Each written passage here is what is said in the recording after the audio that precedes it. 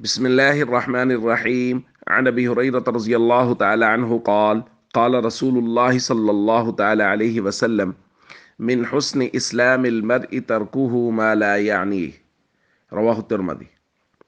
نبی کریم صلی اللہ علیہ وسلم نے ارشاد فرمایا، کسی بھی شخص کے اسلام کی خوبی یہ ہے کہ وہ لا یعنی اور فضول باتوں کو چھوڑ دے۔ دوستو، ہم بات کر رہے ہیں ایمان اور اسلام کے متعلق، اور بات چلی تھی کہ جس کا اسلام خوبصورت ہو جائے اس کی ایک نیکی 700 گنا تک ثواب رکھتی ہے۔ اور نبی کریم صلی اللہ علیہ وسلم کی یہ حدیث جو آج بیان کی گئی، اس میں اسلام کی خوبصورتی کا ایک پہلو بیان کیا گیا ہے۔ نبی کریم صلی اللہ علیہ وسلم فرما رہے ہیں، کسی بھی شخص کے اسلام کی خوبی اور خوبصورتی، عمدگی یہ ہے کہ وہ لا یعنی کاموں اور لا یعنی باتوں کو چھوڑ دے۔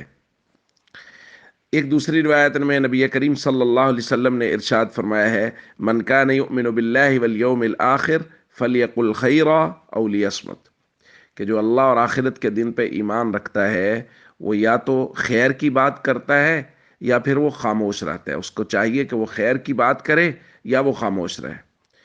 تو لا یعنی گفتگو سے، لا یعنی کاموں سے بچنا۔ دوستو، ہمارے معاشرے کا بہت بڑا مسئلہ یہ ہے کہ عام طور پہ ہماری مجالس اور ہمارے موضوع مجالس وہ لوگوں پر تنقید ہوتا ہے، لوگوں کے منفی پہلوؤں کو ذکر کیا جاتا ہے جو نہ صرف لا یعنی ہے بلکہ وہ گناہ ہے۔ اس لیے ہم سب کو چاہیے ہم اپنے کاموں کو بھی اور اپنی گفتگو کو بھی ایسا بنائیں جو ہمارے لیے با مقصد، اس میں ہمارا دنیاوی فائدہ ہو یا اخروی فائدہ ہو۔ اس لیے کسی بھی مجلس میں اگر کسی پر بات کرنی ہے تو اس کے اچھے پہلوؤں کو لے کے بات کریں، اس کی نیکیوں کو لے کے بات کریں، وگرنہ اپنی اصلاح کے متعلق، اپنی زندگی کی بہتری کے متعلق، وہ دنیاوی کے متعلق ہو یا اخروی کے متعلق، بہتری کی بات کریں، اپنی بہتری کی بات کریں۔